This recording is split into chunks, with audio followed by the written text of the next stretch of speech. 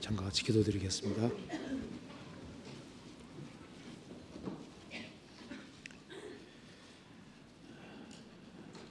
자비로우신 우리 아버지 하나님, 감사합니다.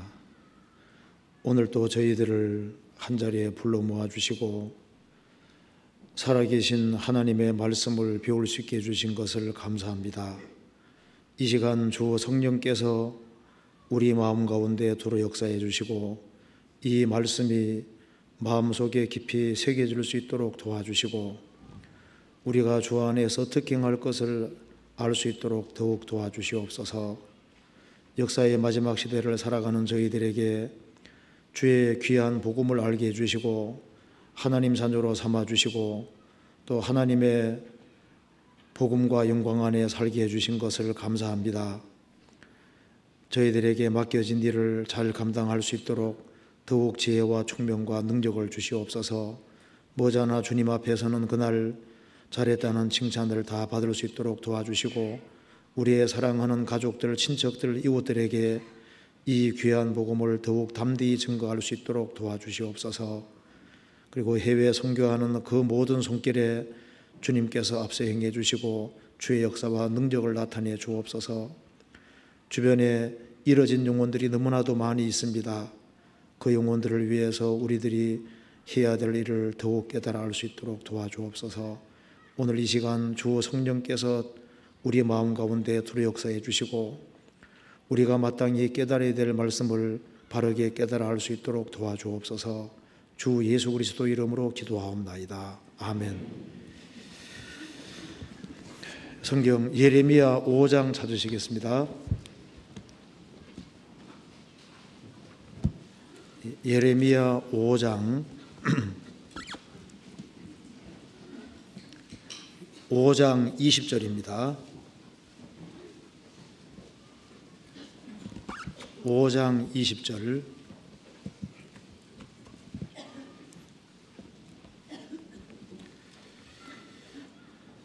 제가 읽겠습니다.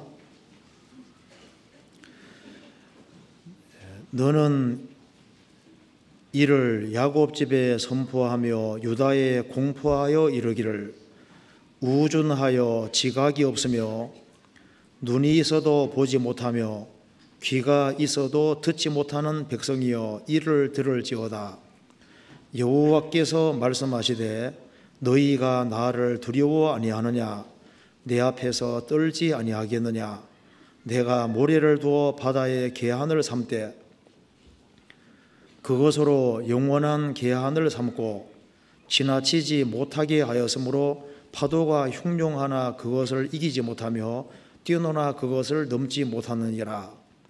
그러나 너희 백성은 배반하며 패역하는 마음이 있어서 이미 배반하고 갔으며 또 너희 마음으로 우리에게 이른 비와 늦은 비를 때를 따라 주시며 우리를 위하여 추수 기한을 정하시는 우리 하나님 여호와를 경외하자 말하지도 아니하니 너희 허물이 이러한 일들을 물리쳤고 너희 죄가 너희에게 오는 좋은 것을 막았느니라. 거기까지입니다. 명절 잘 보내셨습니까? 오늘은 여기에 좀 쉬운 내용을 같이 한번 생각을 해보겠습니다. 여기 예레미야 5장 이 말씀은 우리가 잘 아는 내용이라고 할 수 있습니다. 여기 예레미야 5장 22절에 이 불순종하는 이스라엘을 향해서 하나님께서 말씀하시기를 내가 모래를 두어 바다에 개한을 삼되 그것으로 영원한 개한을 삼고 지나치지 못하게 하였으므로 파도가 흉룡하나 그것을 이기지 못하며 뛰노나 그것을 넘지 못하느니라. 바다의 파도가 흉룡하게 일지만은 하나님께서 모래라는 그물을 그어 놓아서 파도가 흉룡하지만 모래라는 그물을 넘지 못하게 하였느니라. 이 거대한 파도도 모래라고 하는 그물을 넘어가지 않고 그 모래 앞까지만 오지 않습니까? 다시 물러가는데 그러나 이스라엘 백성들은 배반해서 하나님이 정해놓은 금을 넘어갔다고 말씀하셨습니다. 그래서 우리가 이것을 한번 같이 한번 생각해 보겠습니다. 그래서 바다의 파도와 모래를 통한 교훈이라는 제목으로 조금 생각을 해보겠습니다. 우리가 바다를 떠올리면은 을에 생각나는 게 하나 있죠. 항상 모래가 생각이 나잖아요. 그죠? 그래서 바다와 모래는 사실 불가분의 관계에 있다고 할 수 있습니다. 그래서 파도가 아주 바다의 파도, 참 엄청난 그 파도도 일단 모래까지는 오되 모래까지 와서 다시 물러갑니다. 기본적으로 사실을 말하고 있는 겁니다. 그런데 이걸 통해서 하나님께서 우리에게 중요한 교훈을 얘기해 주고 있습니다. 이 거대한 바다도 하나님 말씀에 순종해서 모래라는 그물을 넘어가지 않는데 이스라엘 백성들은 하나님 말씀을 담대하게 넘어갔다는 겁니다. 그렇기 때문에 너희들이 심판을 받을 수밖에 없다는 것을 얘기를 하고 있습니다. 이스라엘이 하나님 말씀을 등지고 하나님이 정해놓은 그물을 과감하게 넘어간 이유가 무엇일까요? 잘못 배워서 그런 겁니다. 성경 찾아봅시다. 예레미야 5장 13절 보시겠습니다. 5장 13절. 선지자들은 바람이라 말씀이 그들의 속에 있지 아니한즉 그같이 그들이 당하리라 하느니라. 이스라엘 백성들이 선지자들을 가리켜서 바람이라 허풍 떤다고 생각하는 겁니다. 선지자들이 하는 얘기를 일종의 바람으로 생각하는 거예요.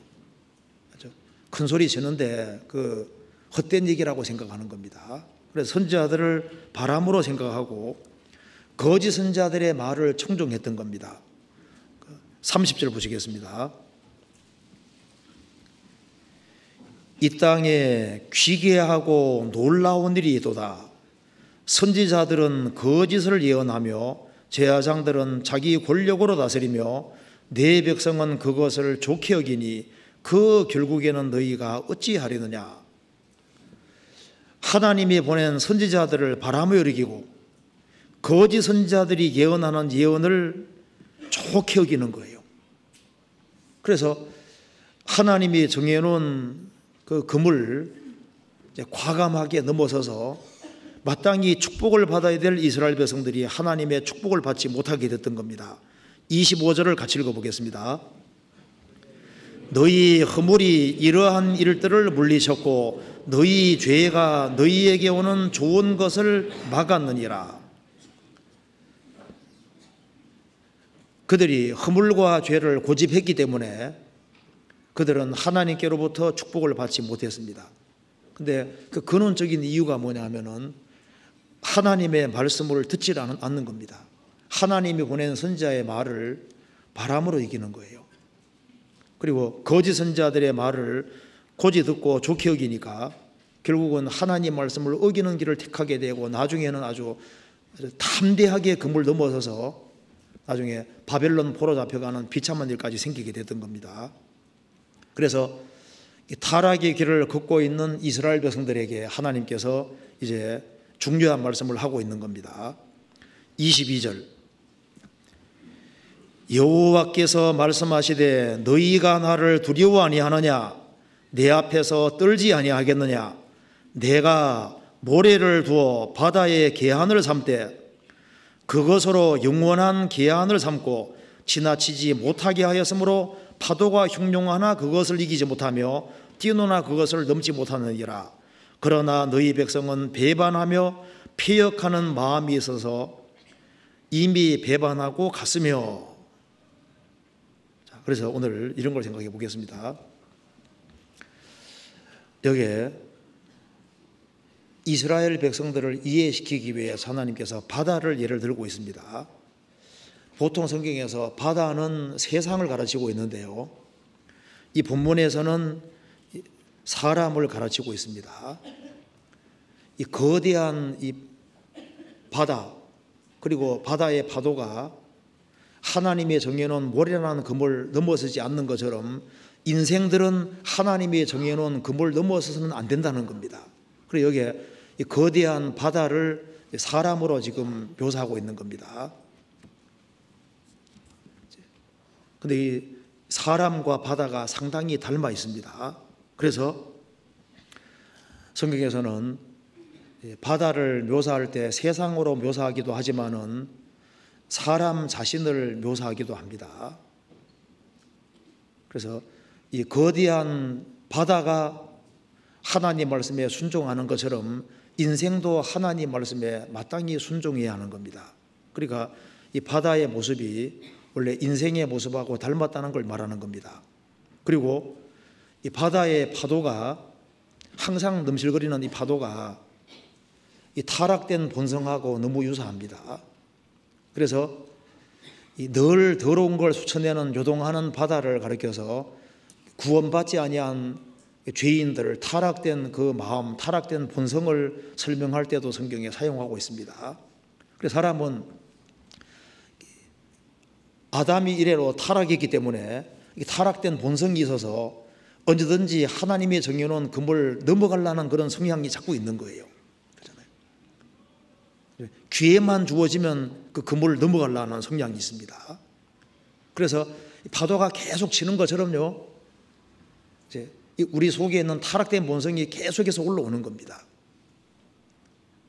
더러운 걸 쏟아내는 바다 파도처럼 우리 본성이 계속해서 타락된 마음이 계속 올라오지 않습니까? 그런데 하나님께서 말씀하시기를 22절에 내가 모래를 두어 그렇게 말씀하셨죠. 이 거대한 바다가 육지를 침범하지 못하도록 하나님께서 내가 모래를 두었다. 그래서 금을 딱 그어 놓으신 것처럼 인생 앞에도 하나님께서 그어 놓으신 금이 있는 겁니다. 인생 앞에 딱 두신 것이 있거든요. 이 선은 넘어가지 말아라고 두신 것이 있는데 그것이 바로 양심이고 십계명이고 하나님께서 절대 이것은 넘어가지 말라고 금을 그어 두신 겁니다. 그런데 이 바다의 파도가 자꾸 이 모래를 넘어오려고 하지 않습니까? 바다의 파도는 모래라는 금을 엔간해서는 잘 안 넘어가는데 아담이를 인간은 타락했기 때문에 이제 조금만 방치하고 내버려 두면은 금을 막 넘어섭니다. 그래서 인간 스스로의 힘으로 자기를 통제할 수 있느냐? 불가능한 얘기인 겁니다. 그래서 우리 시대는 하나님이 정해놓은 금을 가장 담대하게 넘어가는 시대입니다. 그래서 우리 시대는 모든 굴레를 다 깨는 시대잖아요.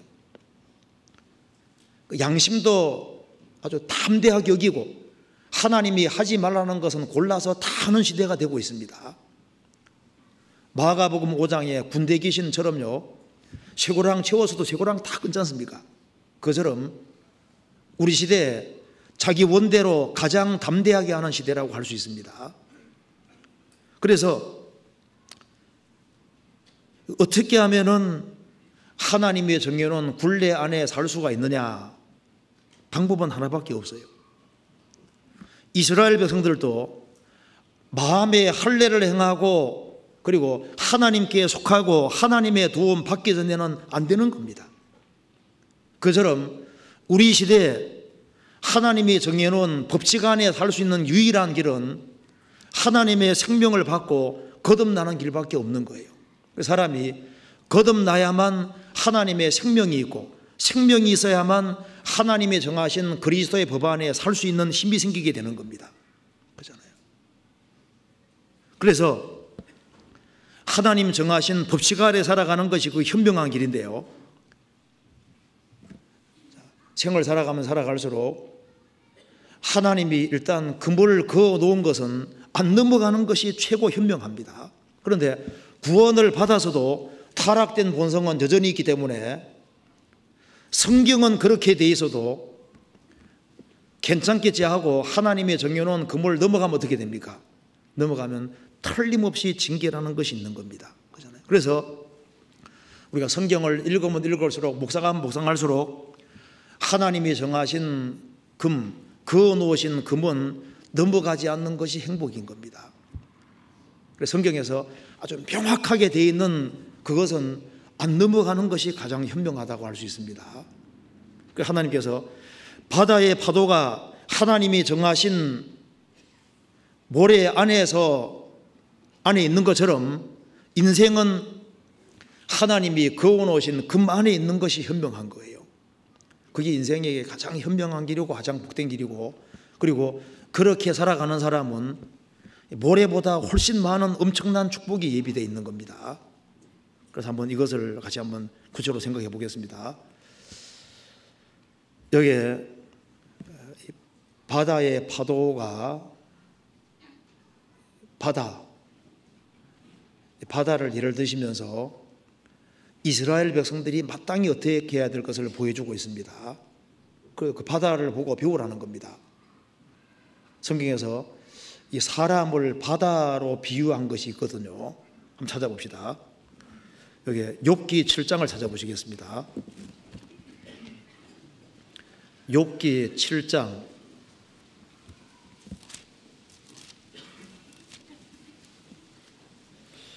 7장 12절.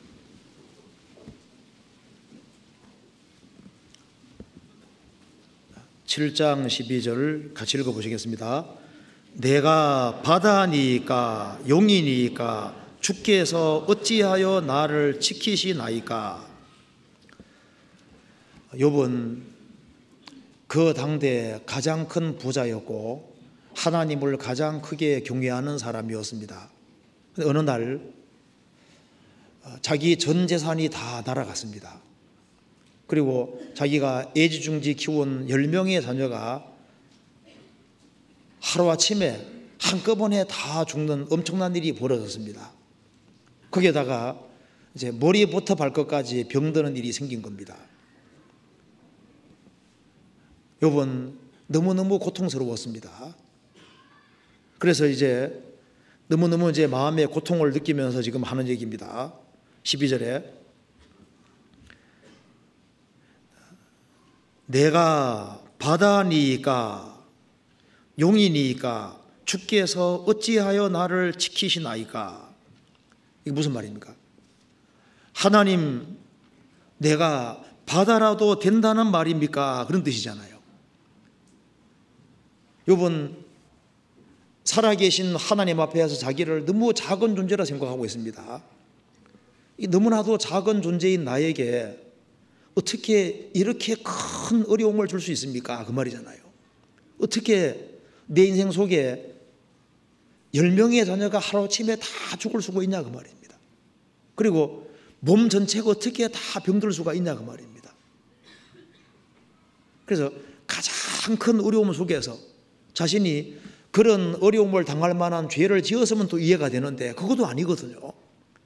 하나님을 경건하게 잘 섬겼음에도 불구하고 인생에서 가장 큰 어려움이 떨어지니까 내가 만일 바다같이 그렇게 큰 존재라면은 그걸 감당할 수 있는데 이 거대한 바다 앞에서 인간은 너무나도 작은 미수한 존재인데 이 작은 존재인 나 같은 사람에게 이렇게 큰 시련을 주시면 어떻게 하십니까?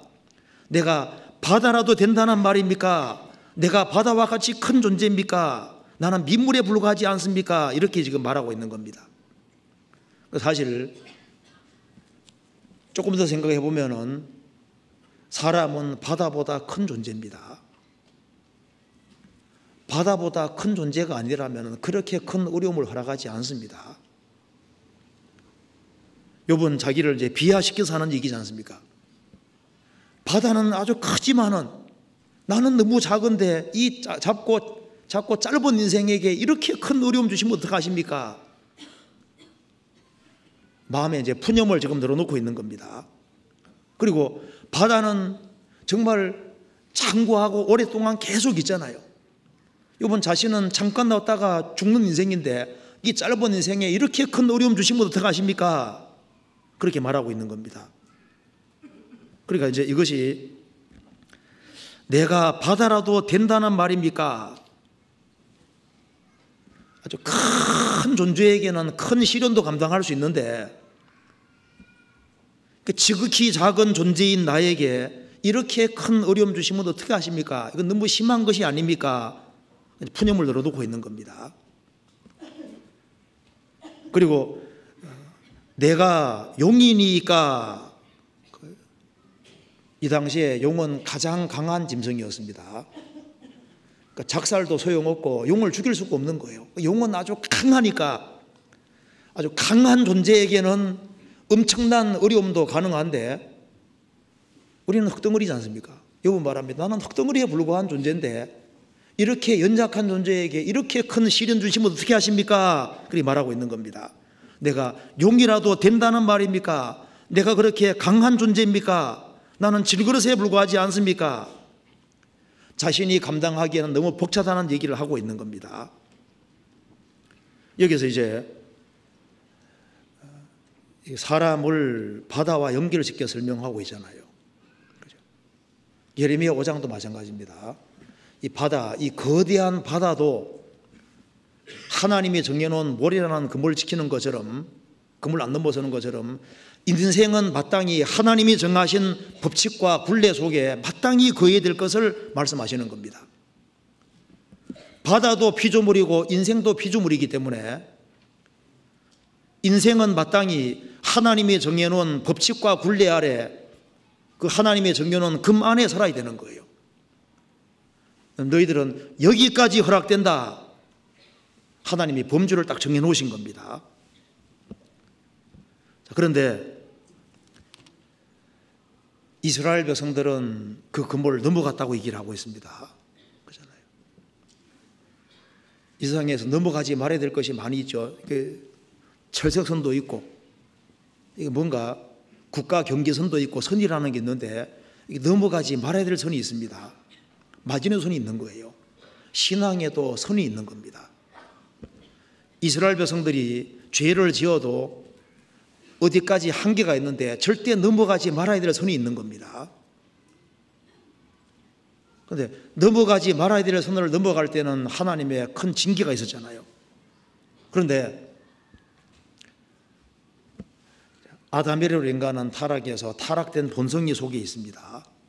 근데 이제 어릴 때는 몰랐는데 나이가 들어가면서 점점 타락된 기질이 올라오죠. 그래서 이 바다의 파도처럼 자꾸 올라옵니다. 그래서 이제 세월을 지나가면 지나갈수록 자기를 통제시키고 싶어 자꾸 튀어나오죠. 그물 자꾸 넘어가려고 하는 자기를 발견하게 되잖아요. 저도 구원받기 전에 저도 착한 줄 알았는데 이제 10대를 지나가면서 죄가 사금사금 올라오는 거예요. 이걸 이제 통제해 보려고 하는데 자꾸 삐지고 나옵니다. 왜 자꾸 죄가 튀어나올까? 그리고 고민도 많았습니다. 나중에 구원을 받았는데요. 사람에게는 죄의 기질이 자꾸 올라옵니다. 그걸 성경에서 바다의 파도로 표현을 하고 있거든요. 찾아봅시다. 이사야 57장. 이 파도가 점점 세져서 이제는 그물을 막 넘어서게 되는 겁니다. 이사야 57장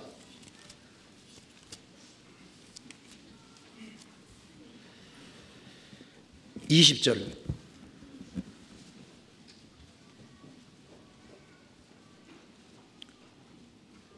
20절 21절 같이 읽겠습니다.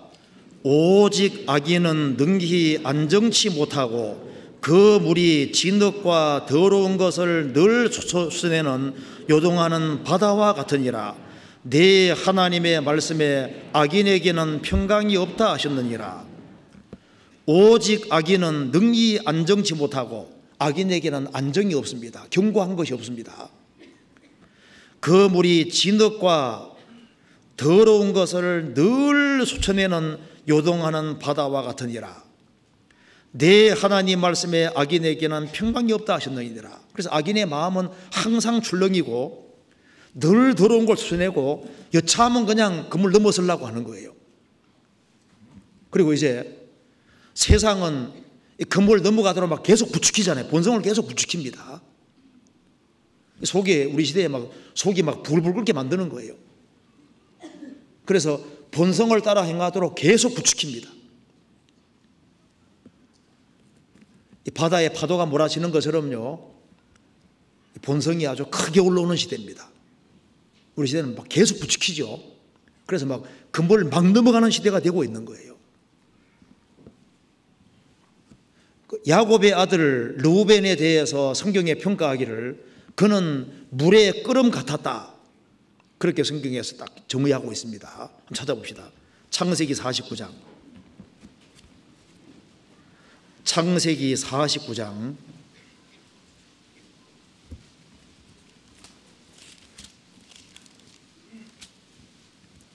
3절입니다.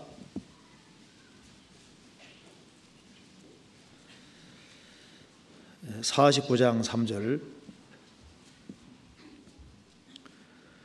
르우벤아 너는 내 장자요 나의 능력이요 나의 기력의 시작이라. 위광이 초등하고 권능이 탁월하도다마는 물의 끓음 같았은즉 너는 탁월치 못하리니 내가 아비의 침상에 올라 더럽혔음이로다. 그가 내 침상에 올랐었도다. 여기 르우벤에 대해서 얘기했습니다. 야곱의 맏아들 르우벤. 르우벤아 너는 나의 장자요 나의 능력이요 기력의 시작이라. 위광이 초등하고 권능이 탁월하도다마는 그는 많은 달란트를 부여받은 사람이고 많은 재능을 부여받은 사람입니다. 그렇지만은 너는 물에 끓음 같았은즉 무슨 뜻입니까? 물이 끓는 것처럼 불을 끓는 것처럼 안정이 없다는 뜻입니다. 안정이. 물 끓는 거 보셨죠? 안정이 없다는 겁니다. 막 욕심이 막 불불 끓는 거예요. 그걸 통제를 못하는 겁니다. 그래서 너는 많은 재능을 부여받았지만 너는 탁월하지 못할 것이다. 왜? 너의 인생은 물의 끓음 같았은즉 너는 탁월하지 못할 것이다. 내가 아비의 침상에 올라 더럽혔음이로다. 창세기 35장 22절에 보면은 르우벤이 서모 비라와 통간했습니다. 간음죄를 지은 거예요. 아비의 침상에 올랐다. 그러니까 육신을 통제하지 못하고 일부 더 저질렀는데 아비 침상에 올라서 죄를 지었다 그 말입니다. 육신을 따라 행한 것을 그렇게 말하고 있습니다. 육신이 막 불불 끓어오르니까 그걸 통제하지 않고 넘어가지 말아야 될 금을 과감하게 넘어갔던 거예요. 그리고 시므온과 레위에 대해서도 그렇게 성경에서 평가하고 있습니다. 창세기 49장 5절입니다. 시므온과 레위는 형제요 그들의 칼은 잔해하는 기계로다. 내 혼아 그들의 모의에 상관하지 말지어다. 내 영광아 그들의 집회에 참여하지 말지어다. 그들이 그 분노대로 사람을 죽이고 그 혈기대로 소의 발목 힘줄을 끊었음이로다. 그 노염의 옥토하니 저주를 받을 것이요 분기가 맹렬하니 저주를 받을 것이라. 내가 그들을 야곱 중에 나누며 이스라엘 중에 흩으리로다. 디나 강간 사건이 있었기 때문에 자기 누이가 강간당했기 때문에 시므온과 레위가 그 함볼 족속을 장정들을 다 죽였습니다. 물론 그 배후에 총동질을 하는 마귀가 있었을 겁니다. 성경에 분을 내어도 죄를 짓지 말며 해가 지도록 분을 품지 말아서 마귀로 틈을 타지 못하게 하라고 말씀하셨는데요. 아마 뒤에 마귀가 부추겼을 겁니다. 그래서 욥기 41장 보면은 용에 대해서 말하면서 용이 한번 바다 속에서 싹 움직이면은 깊은 물에 끓음 같다고 나와 있습니다. 깊은 물로 솥에 물이 끓음 같게 한다고 되어 있습니다. 그러니까 르우벤이 육신이 끓어오를 때 뒤에 부추긴 자가 마귀일 겁니다. 시므온과 레위도 뒤에서 쳐 죽여버리라고 뒤에서 부추긴 마귀가 있었을 거예요.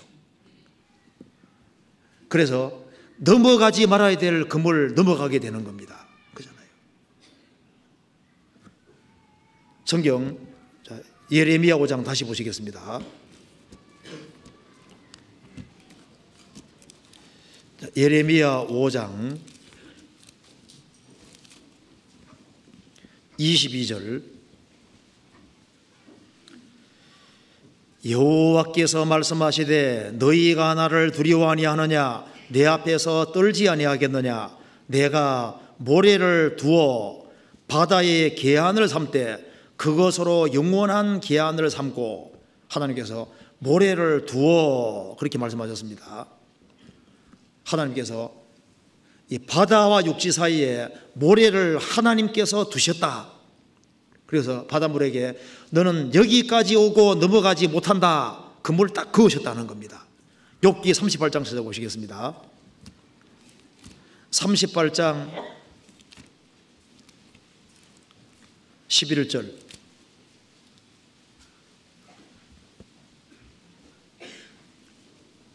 11절 같이 읽겠습니다.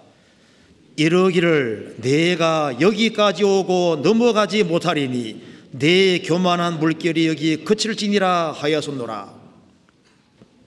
하나님께서 바다 육지 경계를 만드시고 바닷물에게 내가 여기까지 오고 넘어가지 못하리니 내 교만한 물길이 여기 그칠지니라 하였었노라. 바다에게는 너는 여기까지다 모래라는 그물 딱 두셨습니다. 한계를 딱 주신 거잖아요. 전능하신 하나님께서 파도 앞에 모래라는 걸 두셨다 그러지 않습니까?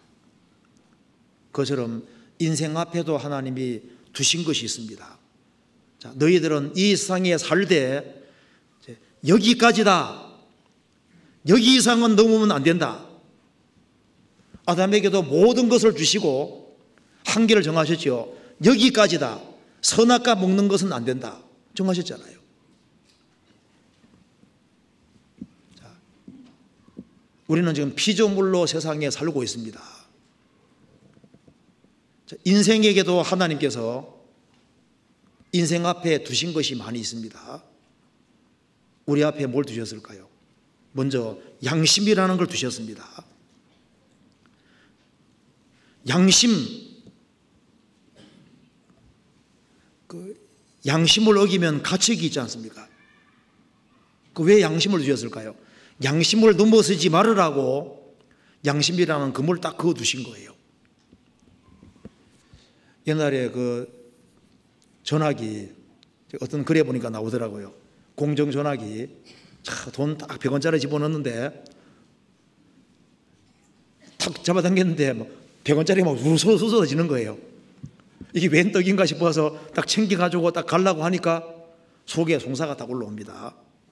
그것이 너 것이냐? 그러니까 보는 사람도 없는데 속에서 딱 찌르는 것이 있는 거예요. 양심인 겁니다. 다시 집어넣었다 그러잖아요. 그 양심 참 신기한 겁니다. 도둑놈이 자기 자식이 도둑질을 해오면 어떻게 할까요? 야, 우리 집은 2대째 도둑놈이 생기는구나. 좋아해요? 아니잖아요. 화를 냅니다. 왜 양심을 주셨냐면은 양심이라는 그물을 넘어가지 말고 살아라 그 말입니다. 양심의 가책을 느끼는 것이 그게 정상입니다. 그리고 양심이 있다는 것은 하나님이 계시다는 증거인 거예요. 사람이 악을 행하면은 양심이 괴롭힙니다. 우리 속에 정갈이 들어있잖아요. 이방인에게 양심 주셨고 유대인에게 율법이라는 걸 십계명 주셨습니다. 그게 뭐냐면 그 굴레 안에 살으라고 주신 거예요. 하나님은 인간을 사랑하시기 때문에 인생이 귓길로 갈 때 그 넘어가면 망하니까 계속해서 앞에 담 같은 걸 두십니다. 가시 주시고 담 두시고 앞에 많은 장애물을 두시는 이유가 뭐예요? 그걸 넘어가면 망하기 때문입니다. 자, 괴사한 자의 길은 험하니라 그 말대로 하나님을 등지고 살아가면 길이 복잡해지는 이유가 뭐냐 하면 하나님이 사랑하시기 때문에 계속 금을 치는 거예요. 넘어가지 말아라. 더 넘어가네 하고 넘어가지 못해 계속 막지 않습니까? 그 장애물을 다 뛰어넘어서 지옥까지 가게 되는 겁니다. 성경 찾아봅시다. 호세아서 2장입니다.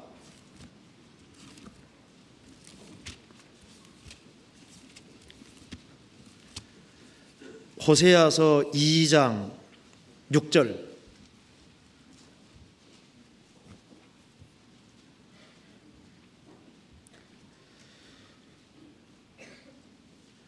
그러므로 내가 가시로 그 길을 막으며 담을 쌓아 저로 그 길을 찾지 못하게 하리니 저가 그 연애하는 자를 따라갈지라도 미치지 못하며 저희를 찾을지라도 만나지 못할 것이라. 그제야 저가 이르기를 내가 본 남편에게로 돌아가리니 그때의 네 형편이 지금보다 나았음이라 하리라. 그러므로 내가, 하나님께서 가시로 인생길을 막으며, 가시에 찔리면 아픕니다. 앞에다 가시를 두시는 거예요. 왜 가시를 왜 둘까요? 그 길을 넘어가지 마라 그 말입니다. 그래도 넘어가면은 하나님께서 담을 쌓아서 사방이 콱 막히게 하신다 그 말입니다. 막히게 하는 이유가 뭐냐면 그 담 넘어가지 말라는 얘기잖아요. 그게 사는 길이니까. 그래서 저가 그 연애하는 자를 따라갈지라도 미치지 못하며, 하나님을 연애하고 하나님을 사랑해야 될 사람들이 세상을 사랑하고 마귀 사랑하고 따라가면 망하니까 하나님께서 돌이키게 하려고 하시는 겁니다. 그래서 내가 본 남편에게로 돌아가리니, 본 남편이 하나님이신 겁니다. 하나님께서 인생을 사랑하시기 때문에 인생 앞에 많은 것을 두셨습니다. 우리 앞에 양심이 있죠. 율법도 놓여 있죠. 성경책도 앞에 있죠. 전도자들도 앞에 있죠. 그리고 우리 앞에 우리가 자연을 항상 보게 됩니다. 하나님을 자꾸 생각나게 만들잖아요. 하나님께서 우리 앞에 인생의 슬픔도 두시고 또 성령의 또 재촉하심도 있고 여러 가지를 통해서 우리 앞에 장애물을 두시고 그걸 넘어가지 못하게 하시는 거예요. 그래도 이제 그 길을 계속 걸어가면은 이제 파멸의 길을 가는 겁니다. 자, 이 바다의 파도는 기본적으로 모래라는 그물을 안 넘어가는데, 인생은 아담 이래로 타락해서 타락된 본성이 있는데 세월이 지나가면서 본성을 이기지 못하고 결국은 그물을 넘어서게 되는 거예요. 그래서 양심을 수시로 어기고 율법을 수시로 어기고 하나님의 정하신 굴레를 과감하게 끊어버리는, 이제 그렇게 해서 결국은 이왕 베리몸 하면서 막 달려가는 거예요. 이스라엘이 그렇게 했습니다. 그래서 하나님 말씀을 하나 어기기 시작하니까 이제 2개 어기고 10개 어기고 막 어기는 거예요. 그 굴레를 완전히 벗었다고 성경이 말하고 있는 겁니다. 예레미야 2장 보시겠습니다. 예레미야 2장 23절.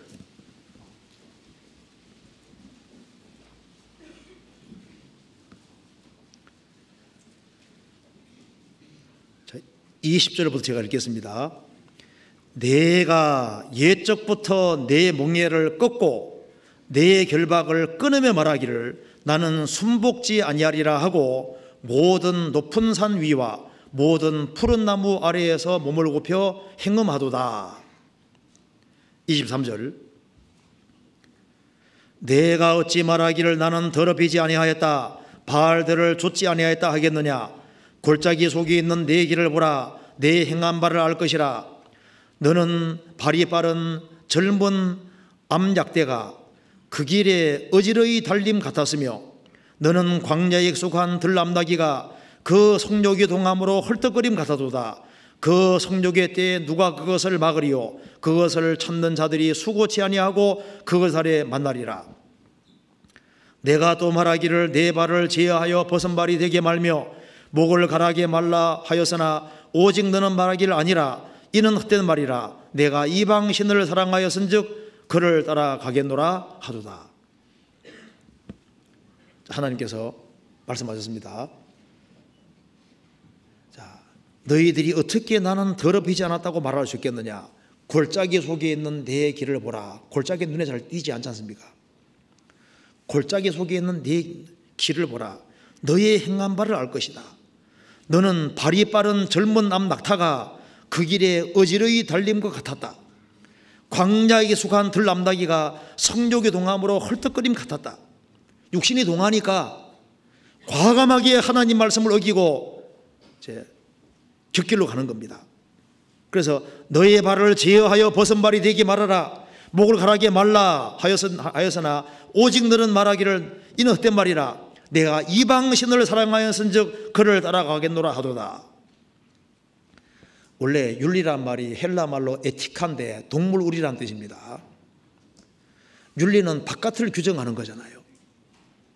사람이 이 속에 본성이 안 바뀌기 때문에 윤리와 도덕 결국은 깨게 돼 있습니다.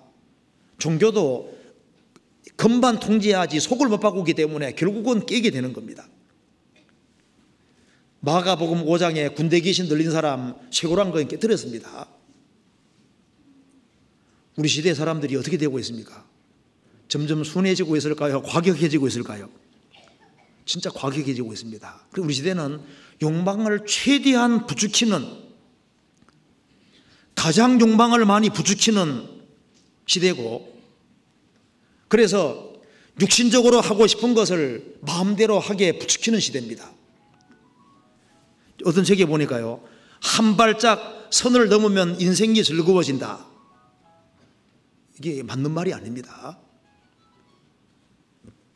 한 발짝 선을 넘어서면 인생이 즐거워진다. 성경에서 말하기를 도역질 한 물이 달고 몰래 먹는 떡이 맛이 있다. 하나님 말씀을 어기니까 스릴이다 그 말입니다. 한 발짝 넘어설 때 그게 망하는 길이 되는 건데 우리 시대는 그걸 부추기잖아요. 너 왜 고리타분하게 살아가느냐? 선을 딱 넘으면은 인생이 즐거워지는데 왜 그렇게 하지 않느냐? 자꾸 부추깁니다. 주님의 심판이 다가오면 다가올수록 모든 결박을 벗어버리자 이렇게 되는 거예요. 우리 시대에 보면은 모든 것이 다 느슨해지고 있습니다. 모든 결박을 벗어버리자 이렇게 꼭 되고 있는 거예요.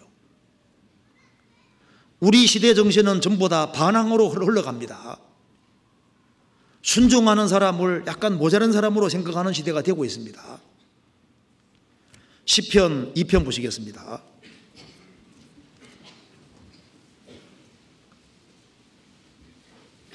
(2편)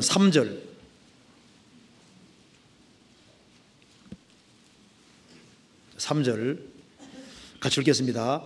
우리가 그 맨 것을 끊고 그 결박을 벗어버리자 하도다. 하나님이 메어놓은 이 굴레를 끊어버리고 그 결박을 벗어버리자. 순종하지 않고 대항하는 정신을 우리 시대에 키우고 있습니다. 질서를 공격하는 그런 사상을 자꾸 키웁니다. 이스라엘 멸망하기 직전에도 아이들이 어른 알기를 우습게 생각했습니다. 그리고 비천한 사람이 존귀한 사람 알기를 우습게 여겼잖아요. 선악의 모든 관념이 도취되고 이 사상이 지금 완전히 바꿔지고 있습니다. 그래서 사람들이 드세게 바뀌기 때문에 결국엔 독재가 오게 되는 겁니다. 성경이 말씀하기를 패역자들이 가득할 즈음에 엄정하고 괴울에 능한 자가 나타난다고 했습니다. 항상 이 통제 불능의 시대가 오면은 잔인한 독재가 오게 돼 있는 거예요. 앞으로 가장 무시무시한 적그리스도가 등장해서 세계를 가장 강력하게 통치하는데, 왜냐하면 이제 말을 안 들으니까 가장 무섭게 통치할 수밖에 없는 시대가 오게 되는 거예요. 한 사람이 전 세계 통치한다고 하는 것은 그건 가장 강력하고 무섭게 통치해야만 가능한 겁니다. 순종 안 하려고 하잖아요. 자, 이스라엘이 멸망하기 직전 한번 봅시다. 이사야 3장입니다. 이사야 3장 5절.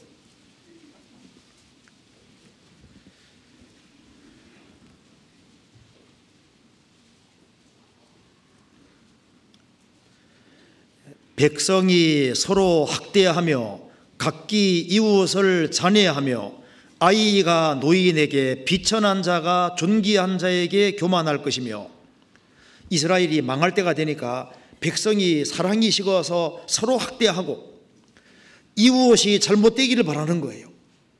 그리고 아이가 노인에게 교만하게 굴고 비천한 자가 존귀한 자에게 교만할 것이며,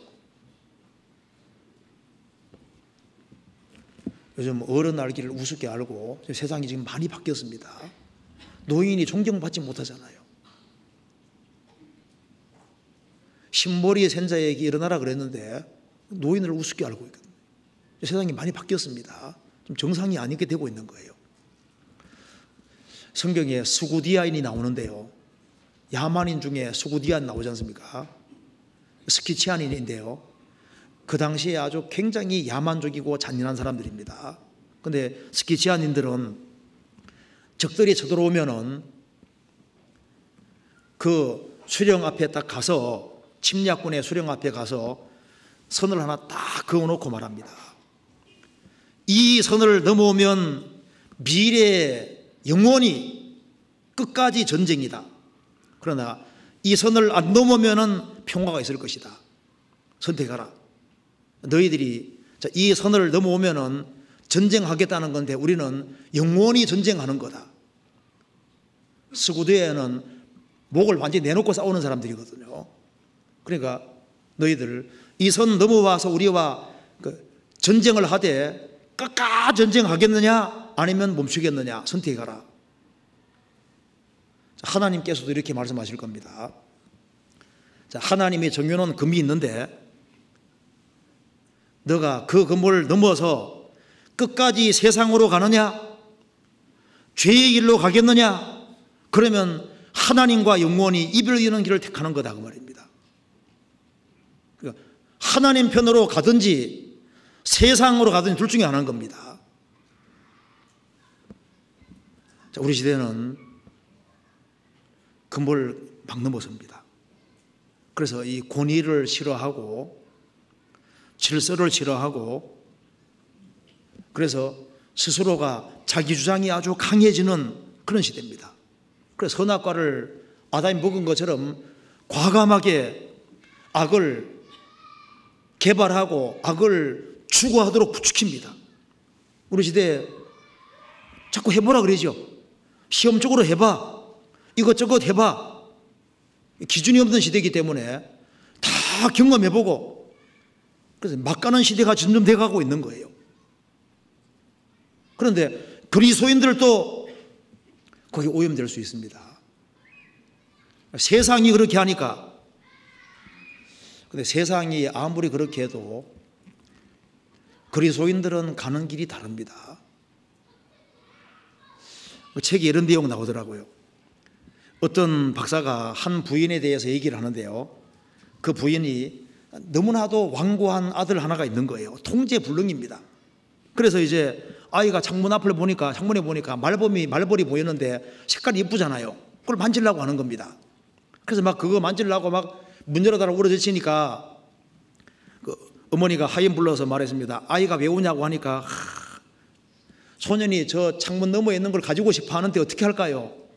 가지고 내버려 두라고. 그래서 이제 창문 딱 내버려 두니까 말벌을 만진 겁니다. 어떻게 됐을까요?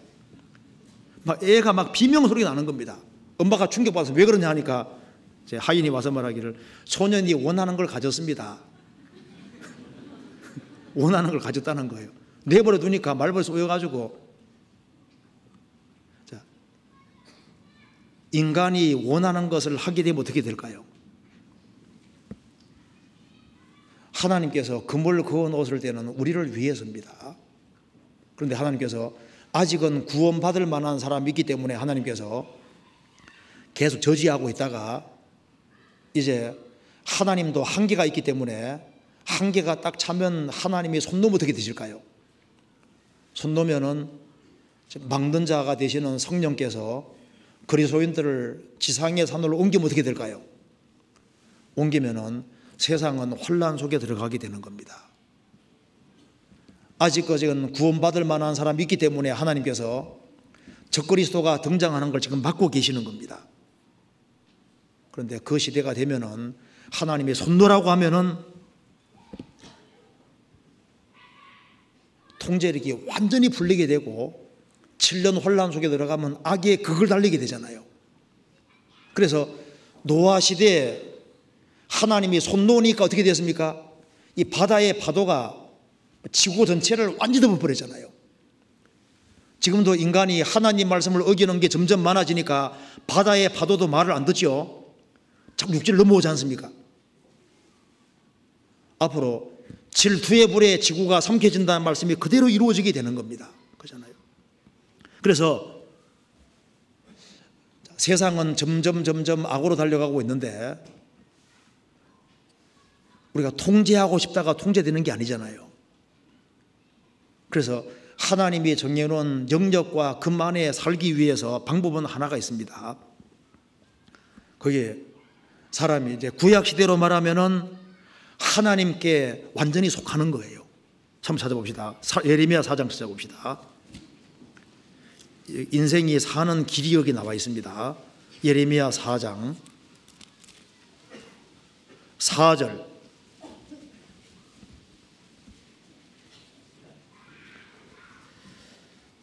유다인과 예루살렘 거민들아, 너희는 스스로 할례를 행하여 너희 마음 가죽을 베고 나 여호와께 속하라.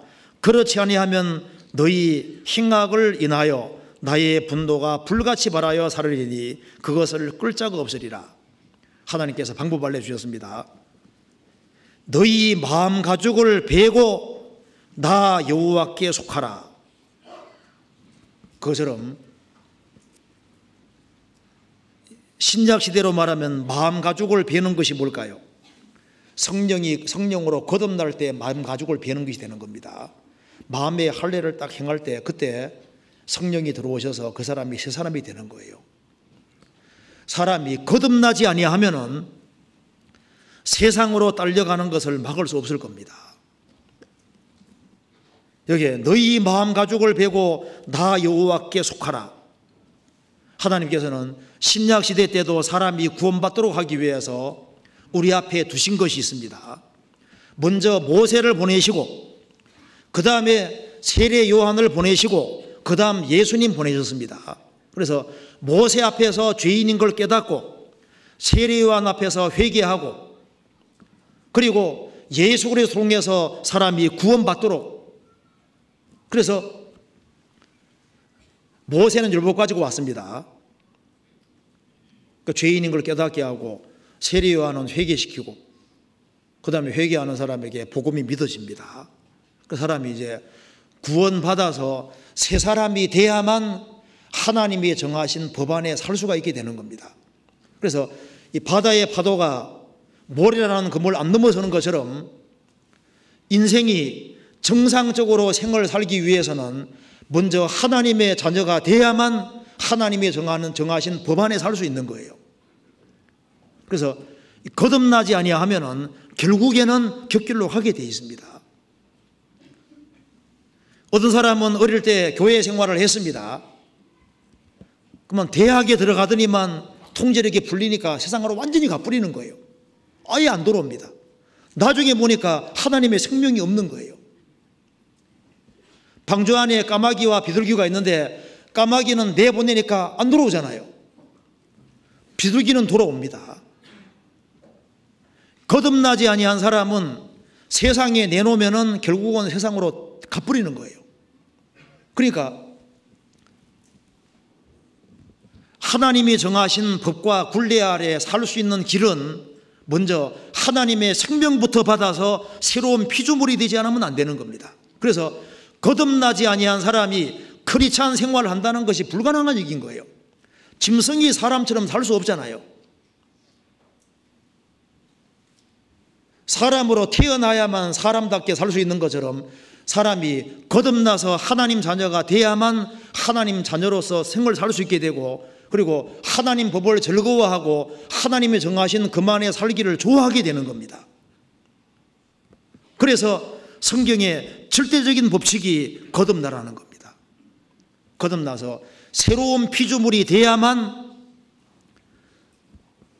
새 생명 가운데 행할 수 있게 되는 겁니다. 성경 고린도후서 5장 보시겠습니다. 고린도후서 5장 17절.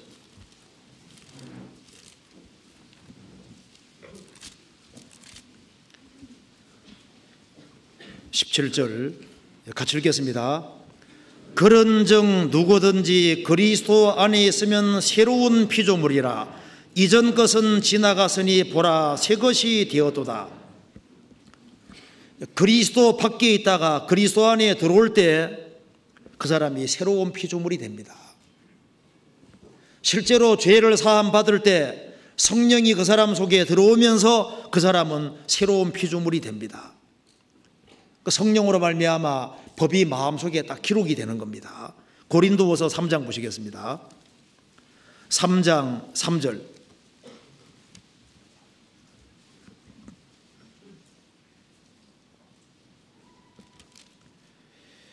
이는 너희는 우리로 말미암아 나타난 그리스도의 편지니 이는 먹으로 쓴 것이 아니요 오직 살아계신 하나님의 영으로 한 것이며 또 돌비에 쓴 것이 아니요 오직 육의 신비에 한 것이니라. 십계명은 돌에 기록했습니다. 신약시대에 거듭난 그리스도인들은 오직 살아계신 하나님의 영으로 한 것이며 육의 신비에 한 것이라. 우리 마음비에 성령으로 말미암아 하나님 법이 딱 기록이 되고 베드로서 1장 4절에 말한 대로 신의 성품이 들어오는 겁니다. 속에 성령이 오셨기 때문에 새 사람이 됐고 새로운 성품이 생겼는데, 이 성품이라는 말 뜻이 헬라 말로 위에서부터 주어진 거 그런 뜻입니다. 아래서가 아니라 위에서부터 새로운 본성이 하나 생긴 거예요. 그래서 이 구원받으면 참 신기한 것이 있습니다. 새로운 본성이 있어서 세상을 거스리는 힘 같은 것이 들어와 있는 거예요. 그래서 사람이 예수님을 만나야만 자기 통제가 가능하게 되고 예수님을 만나야만, 그래야만 세상을 거스리는 힘이 있게 되는 겁니다. 거듭나지 아니한 사람은 자기를 더 고치려고 노력하는데 그건 한계가 있는 거예요. 그래서 거듭나면은 새로운 마음이 생기게 되고 갑자기 보기 싫던 성경도 재밌어지잖아요. 예수님 생각만 해도 좋고 하나님 생각만 해도 좋고 하나님 안에서 하는 걸 즐거워하게 되고 그리스도인들 보는 걸 즐거워하게 되고 없던 마음이 새로운 마음이 생기잖아요. 새로운 기호가 생기고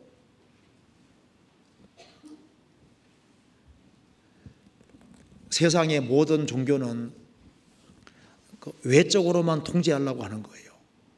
그거 가지고는 안 되는 겁니다. 성경 마가복음 5장 보시겠습니다.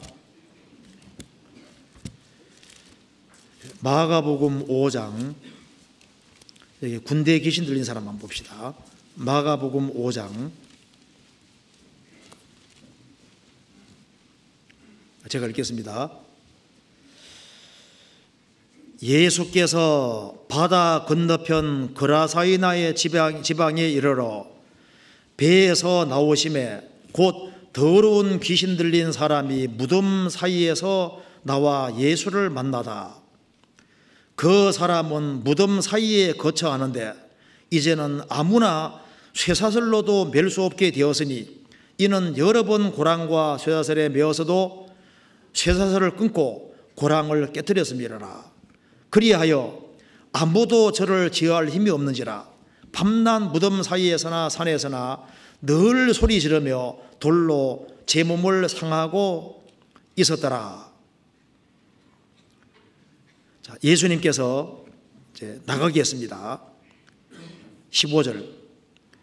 예수께서 이르러 그 귀신 들렸던 자 곧 군대에 집혔던 자가 옷을 입고 정신이 온전하여 앉은 것을 보고 두려워하더라. 여기 보면은 한 사람, 여기에 군대 귀신 들린 사람이 나옵니다. 이 사람은 집에 살지 않고 3절에 무덤 사이에 거처하는데 무덤 사이에 살고 있습니다. 집에 안 살고 있잖아요. 죄와 사망의 권세 아래 살고 있는 겁니다. 그런데 예수님을 만나서 귀신에 쫓기니까 이 사람이 19절에 말한 대로 집에 돌아갔습니다. 예수님 만나기 전에는 무덤에 있었는데 예수님 만나고 난 다음에 집으로 돌아가죠. 그리고 이 사람은 3절에 아무나 쇠사슬로도 맬 수 없게 되었으니 이는 여러 번 고랑과 쇠사슬에 메어서도 쇠사슬을 끊고 고랑을 깨뜨렸음이라. 그리하여 아무도 저를 제할 힘이 없는지라. 통제불능입니다. 그런데 예수님 만나니까 이 사람이 통제 가능한 사람으로 바뀌었습니다. 8절에 보면은 여기 이제 이 사람이 마태복음 8장 28절에도 이 사람이 심히 사나워 그랬는데요. 아주 온유한 사람으로 바뀌었습니다. 그리고 마가복음 5장 5절에는 늘 소리 지르며, 이 사람 말하는 게 아니죠. 말하는 게 아니고 소리를 질렀다. 막 괴성을 질러대는데 예수님 만나고 난 다음에 바뀌었잖아요. 바뀌었습니다. 그리고 5절에 보면은 돌로 제 몸을 상하고 있었더라. 몸을 상하고 있었는데 예수님 만나고 난 이후에는 몸으로 영광 돌려준 사람으로 바뀌었잖아요. 이 사람이 옷을 벗고 있었습니다. 누가복음 8장 27절에 보면 이 사람이 도시 사람인데 옷을 오랫동안 입지 않고 벗고 있었다고 했습니다. 부끄러운 줄 몰랐거든요. 그런데 예수님 만나고 난 이후에는 15절에 옷을 입고 있다고 되어 있잖아요. 그리고 이 사람은 제정신이 아니었는데 15절에 중간에 보면은 정신이 온전하여 앉은 것을 보고 정신이 온전케 바뀌었습니다. 자, 이 사람이 어떻게 해서 바뀌어지게 됐습니까? 예수님 만나서 바뀌었잖아요. 그래서 구원받지 아니한 사람은 요즘 집에 자꾸 안 있으려고 합니다. 자꾸 무덤 사이에 뭐 카바리인지 뭔지 몰라도 할 때 뭐 이상한 데 있잖아요. 집에 있기를 싫어해요. 근데 구원 딱 받으면은요 집으로 돌아가잖아요. 그렇죠? 구원 안 받은 사람 자꾸 벗으려고 하거든요. 제정신이 아닌 거예요. 정신 딱 돌아오면 입잖아요. 옷을 입었다고 되잖아요. 요즘 뭐 말하는 거예요, 노래하는 거예요, 뭐 괴성 지르는 거예요. 괴성이 엄청 많잖아요. 구원 받으면요 말소리도 바뀝니다. 그렇죠? 온유한 사람으로 바뀌잖아요. 정신이 딱 들어오는 겁니다. 예수님 만나니까 바꿔지잖아요. 그래서 사람이 예수님을 만나서 구원을 받을 때 실제로 하나님이 정해놓은 금 안에 살게 되는 겁니다. 그어놓으신 금 안에는 이 안에 살아라, 말씀 가운데 살아라 할 때 구원 받아야 이게 가능한 거예요.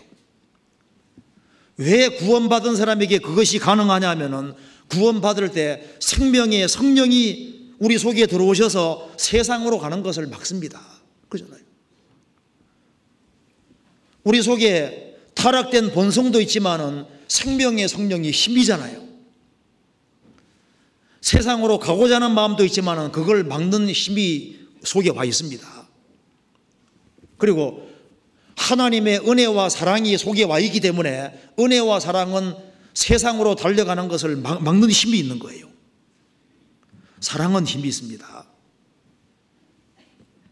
율법은 바깥만 통제하고 속을 통제 못합니다. 그런데 주님의 사랑을 느끼면 느낄수록 사랑하는 마음이 있으면 자발적으로 할 수 있는 힘이 생기게 되는 거예요. 그렇잖아요. 구원받으면 속에 그런 힘이 생기잖아요. 그리고 새로운 피조물이 됐기 때문에 성령이 새로운 기호를 갖게 만들고 생각도 자꾸 바꿔주잖아요. 성령이 들어오시면은 이 금세가 전부가 아니고 내 영원한 내세가 있구나. 성경이 진리라고 믿어집니다. 그리고 예수님의 보혈이 정말 믿어졌으면은 예수님의 보배로운 피는 우리가 악으로 달려가는 걸 막아줍니다. 우리가 넘어지면은 우리를 또 깨끗하게 만들어주시고 세우는 힘이 있어요. 십자가의 보혈은 죄가 얼마나 무서운 것인지를 일깨워주고 그리고 죄에서 달려가는 것을 막는 그 힘이 십자가 안에 있습니다. 그렇잖아요. 예수님 보혈 안에 힘이 있습니다. 그리고 성령께서 우리와 구원받은 사람 속에 와 계시기 때문에 성령이 계속 도와주십니다. 성경에서 봅시다. 로마서 8장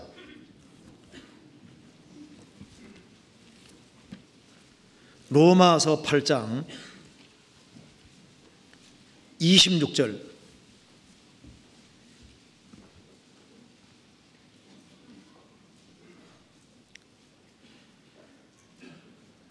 이와 같이 성령도 우리 연약함을 도우시나니 우리가 마땅히 빌 바를 알지 못하나 오직 성령이 말할 수 없는 탄식으로 우리를 위하여 친히 간구하시느니라.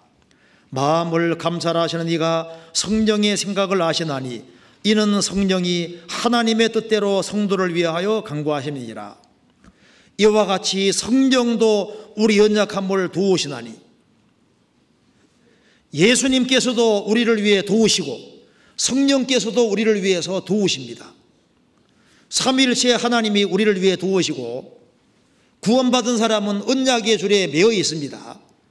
주의 사랑의 줄에 매여 있고, 그래서 곁길로 가려고 해도 자꾸 잡아당기는 이상한 힘이 있잖아요. 우리가 세상으로 달려가지 못하는 이유도 세상의 힘이 점점 강력해지고 있잖아요. 그러니까 이런 이 험악한 세상에서, 마귀가 막 부추기는 이런 세상에서 신앙생활을 한다는 것 자체도 기적입니다. 우리 여기 지금 여기에 와서 같이 말씀 배우고 같이 교제하고 여기에 연결되어서 1년, 2년, 3년, 4년 계속 신앙생활하는 게 사실 기적인 거예요. 기적. 그렇잖아요.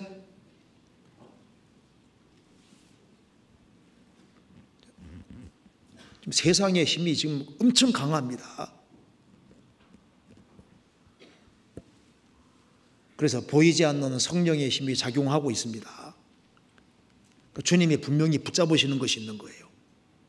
그리고 로마서 8장에 말한 대로 교회 안에는, 주님 몸된 교회 안에는 생명의 성령의 법이 있다는 말이 맞습니다.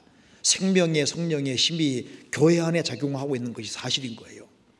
그래서 이 교회 안에 같이 거하면서 같이 말씀 배우고 같이 교제하고 하면은 그 속에 생명의 성령의 힘이 작용하기 때문에 유혹은 있지만은 신앙생활을 계속할 수 있는 일이 생기는 겁니다.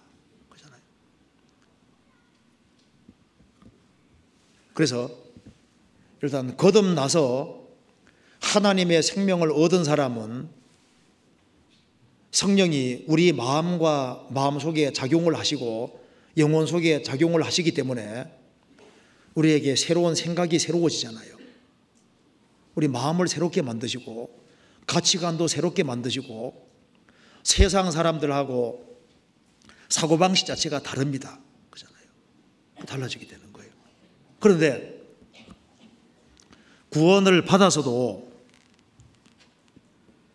육신이 남아있기 때문에 금을 넘어갈 가능성이 있을까요? 없을까요?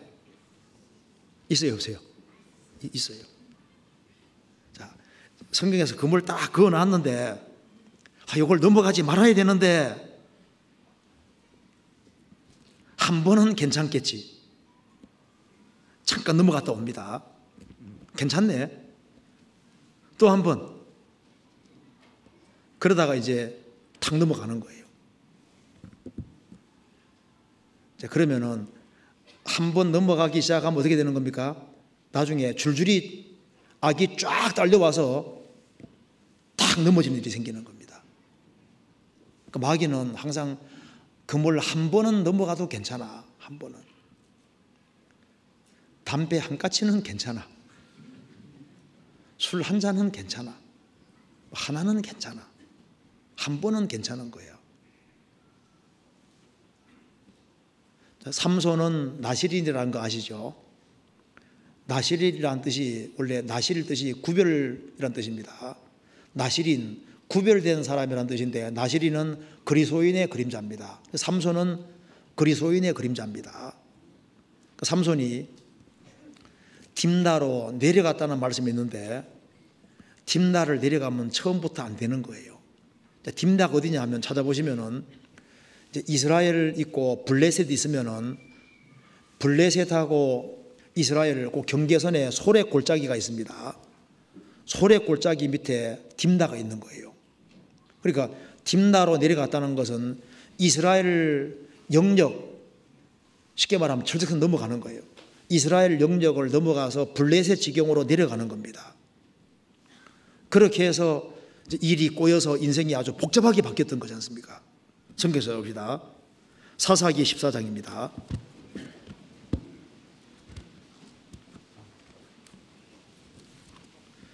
사사기 14장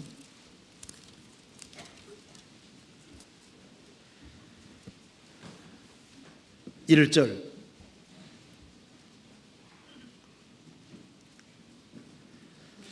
삼손이 딥나에 내려가서 거기서 블레셋 딸 중 한 여자를 보고, 자, 이 딥나로 내려가니까 마침 또 유혹거리가 하나 있잖아요. 자, 마귀는, 그리스도인들은 유심히 쳐다보고 있습니다. 그리스도인을 넘어뜨리려고 노력을 많이 하잖아요. 그래, 그리스도인이 일정한 그물 딱 넘어가면은 유혹거리를 만들어 놓습니다. 그래서 이 삼손이 이스라엘 백성이니까 이스라엘 땅 안에 머물 생각하면은 아무 일이 안 생기는 거예요. 이스라엘 땅에 있으니까 좀 새로운 것에 대한 호기심도 있을 거 아니에요. 그래서 딥나로 내려갔는데 이 경계선을 넘어선 겁니다. 그래서 일이 꼬여서 나중에는 눈까지 빠지는 아주 비참한 일이 생기지 않습니까? 그리고 롯도 마찬가지입니다. 롯. 아브라함과 같이 나와서 아브라함과 같이 동고동락하면 얼마나 좋아요. 그런데 아브라함과 분리되는 길을 택했는데 나중에 소돔으로는 절대 내려가면 안 되는 거예요. 아브라함과 분리되어서 점점 소돔 가까이 갔다가 소돔 지역으로 들어갔잖아요. 소돔 지역으로 들어감으로써 자기 아내도 오염됐지요, 두 딸도 오염됐지요, 자기 신앙생활도 다 망쳐버리잖아요. 그래서 이게 넘어가지 말아야 될 선이 있는 겁니다. 도덕적으로도 그리스도인 잘못을 범할 수 있지만은 그리스도인이 해서는 안 되는 금이 있는 거예요. 죄가 있는 겁니다. 신앙적으로도 그리스도인이 지어서는 안 되는 죄들이 있는데 그 도를 딱 넘어서면은 정확한 징계가 있도록 되어 있는 겁니다. 그래서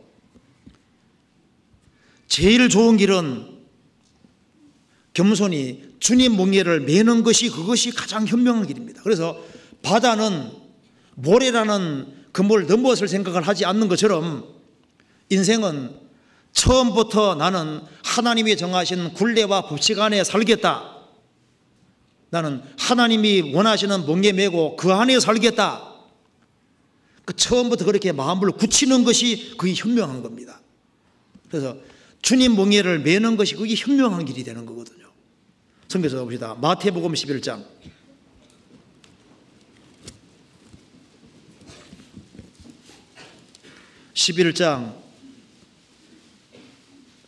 29절입니다.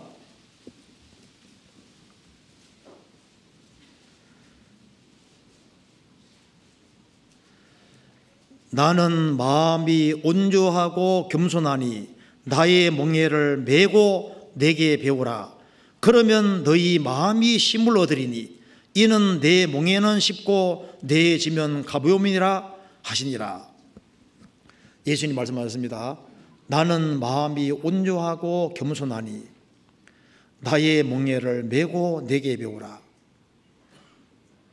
겸손의 몽예를 메고, 주님은 온조하고 겸손하신 분이니까 주님 몽예를 메고, 온조와 겸손의 몽예를 메고 묵묵히 주님 말씀 안에서 묵묵히 살아가는 그것이 현명하고, 그렇게 살아갈 때 이는 내 몽예는 쉽고 내 짐은 가벼움이니라. 젊을 때 몽예 매는 게 좋다고 성경이 말씀하셨습니다. 처음부터 말씀 안에 살자. 말씀 안에 사는 것이 인생에서 제일 현명한 길이 되는 거예요. 그래서 하나님 말씀 안에 살아갈 때 그게 복받는 길이 되는 겁니다. 예레미야 5장 다시 보시겠습니다. 예레미야 5장 25절.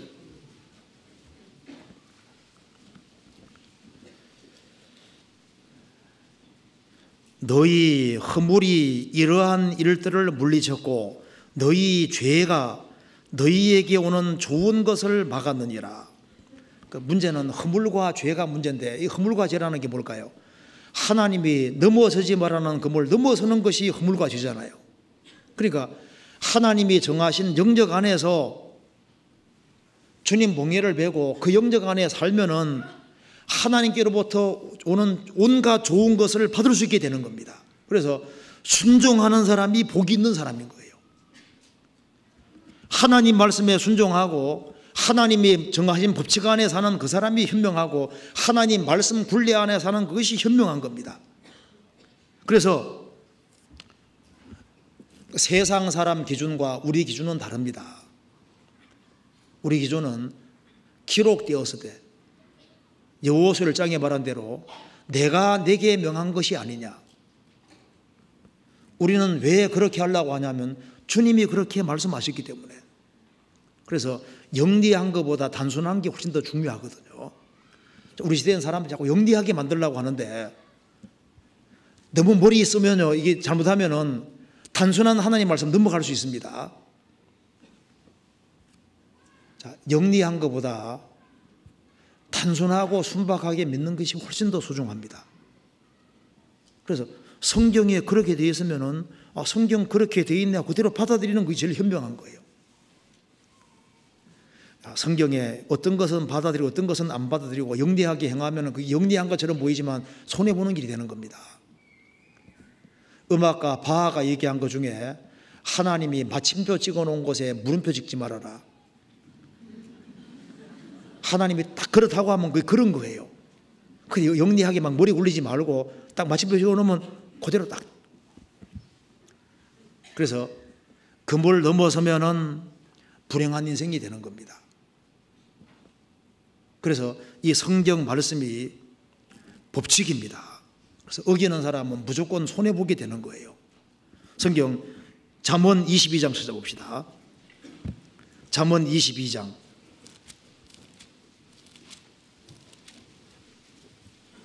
28절.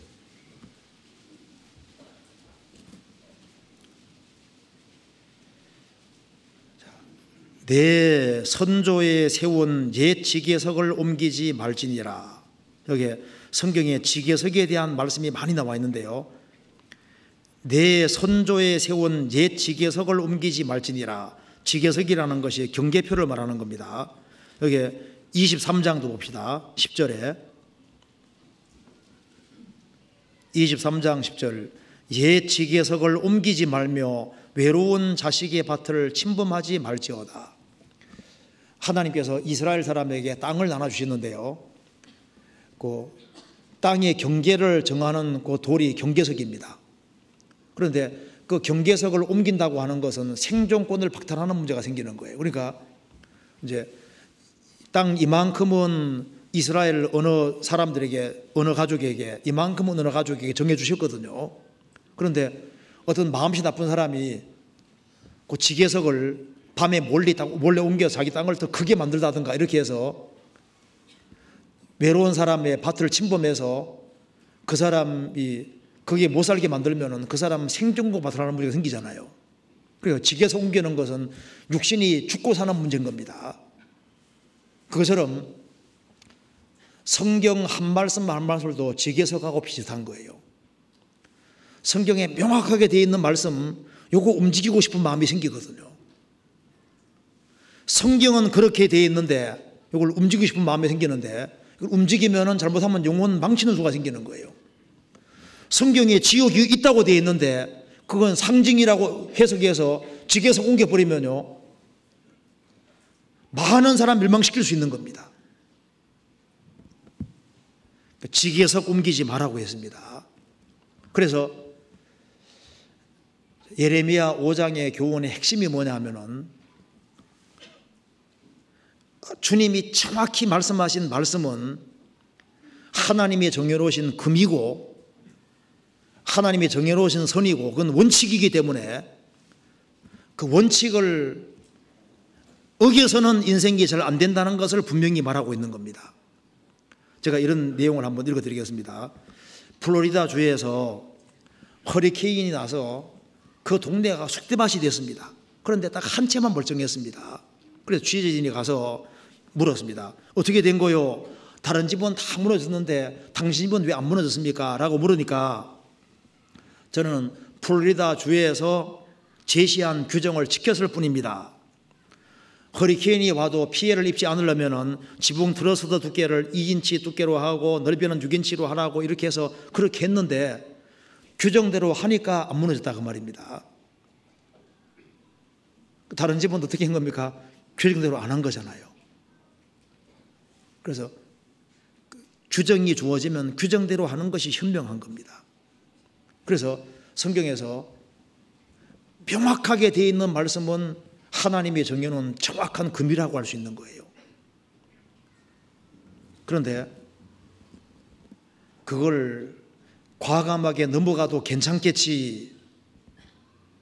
넘어가면 그 다음 어떻게 될까요?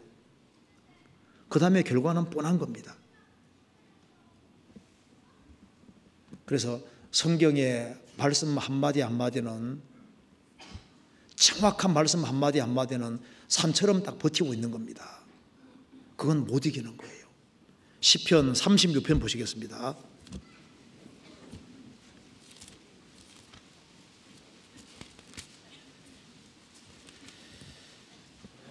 (36편)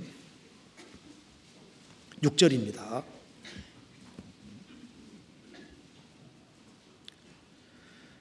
주의 의인은 하나님의 산들과 같고 주의 판단은 큰 바다와 일반이라. 여호와여 주는 사람과 짐승을 보호하시나이다. 여기서 주의 의인은 하나님의 산들과 같고 주의 의로운 말씀은 하나님의 산들과 같고, 그러니까 주님의 의, 주님의 의로운 말씀, 주님 자신은, 주님 하나님 자신도 거대한 산처럼 딱 버티고 계십니다.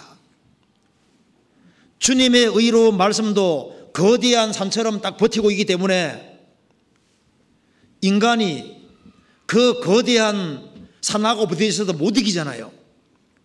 하나님의 정확한 말씀을 인생은 절대 이길 수가 없습니다.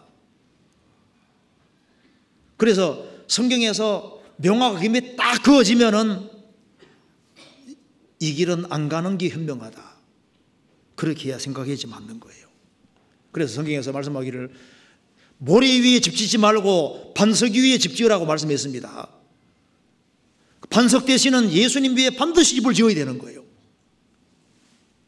그리스도인의 심판대가 있기 때문에 그리스도라는 반석 위에 집을 지을 때 금은 보석으로 집을 지으라고 계속 얘기하지 않습니까? 왜?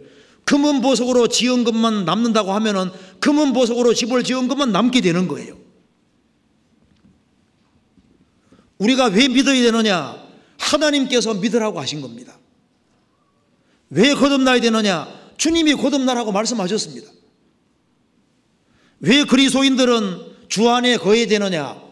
주님께서 거하라고 명령하셨습니다. 왜 구원받은 사람은 서로 사랑해야 되느냐? 우리를 위해 죽으시고 부활하신 만왕의 왕 되신 주님께서 서로 사랑하라고 말씀하셨습니다. 우리가 왜 국내뿐 아니라 세계에 복음 전하라고 노력하느냐? 주님께서 만민에게 복음 전파라고 말씀하셨기 때문입니다. 자, 이 바다와 인생은 연결되어 있습니다. 바다는 모래라는 그물 넘어가지 않고 자기 있을 곳에 있으면 되는 거예요. 마찬가지로 바다는 육지에 있을 것이 아니라 바다에 있으면 되는 거예요. 자기 있을 곳에 있고 모래에 안 넘어가면 되는 것처럼 인생도 마찬가지입니다. 하나님이 있으라는 곳에 있고 하나님이 넘어가지 말라는 그물 넘어가지 말고 그 영적 안에 살면 그게 행복인 거예요. 그렇잖아요. 해와 달과 별들은 하늘이 자기 영역입니다. 새들은 하늘이 자기 영역인 거예요. 물고기는 바다가 자기 영역인 겁니다. 크리스찬도 자기 영역이 있고 있을 곳이 있어요. 그래서 우리가 있을 곳에 정확히 있고, 하나님이 넘어가지 말라는 그 건물 넘어가지 말고 그 하나님이 말씀하신 그 안에 살 때, 우리 주님은 세심하신 분이기 때문에 그걸 아시는 거예요. 열왕기상 4장 보면은 솔로몬의 마음이 바닷가 모래 같아 그랬습니다. 바다의 모래 같아. 주님 마음은 솔로몬보다 넓기 때문에 우리 주님의 마음은 바다보다 훨씬 넓고, 솔로몬 마음이 바닷가 모래 같다고 했죠. 솔로몬은 아주 세심했습니다. 주님께서는 마음이 넓으신 동시에 마음이 바다 모래알 같은 거예요. 아주 세심해서 꼼꼼하고 촘촘하고 아주 짜잘한 걸 다 알고 계십니다. 우리 머리털까지 다 세심받으셨고, 우리가 정상적으로 자기 영적 안에 있는지, 그리고 주님 정하신 굴레 안에 있는지 아십니다. 그래서 내가 나의 인내의 말씀을 지켰은즉 내가 또한 너를 지켜, 인내의 말씀을 지키는 사람을 아시고 지키는 사람을 또한 지켜주시는 거예요. 사울이 여호와의 말씀을 버리니까 하나님이 그 사람 버리셨잖아요. 우리가 하나님 말씀을 붙잡고 사는지, 하나님 말씀을 어기고 그걸 넘어서고 사는지 아시죠? 그분은, 예수님은 전지하시고 전능하신 분이긴 다 아십니다. 그리고 하나님이 정하신 법칙과 굴레 아래 살아가는 사람, 그 사람을 위해서 무수한 축복을 예비해 놓은 겁니다. 시편 139편 보시겠습니다.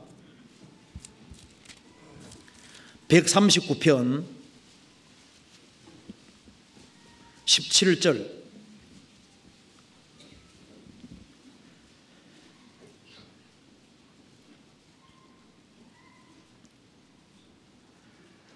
하나님이여, 주의 생각이 내게 어찌 그리 보배로우신지요, 그 수가 어찌 그리 많은지요. 내가 세려고 할지라도 그 수가 모래보다 많도소이다. 내가 깰 때에도 오히려 주와 함께 있나이다. 하나님이여, 주의 생각이 내게 어찌 그리 보배로우신지요, 그 수가 어찌 그리 많은지요. 내가 세려고 할지라도 그 수가 모래보다 많도소이다. 우리를 향하신 생각이 모래보다 많습니다. 우리를 위해서 예비해 놓으신 것도 모래보다 많을 겁니다. 하나님이 우리를 위한 생각이 수가 바닷가 모래보다 많다. 맞죠?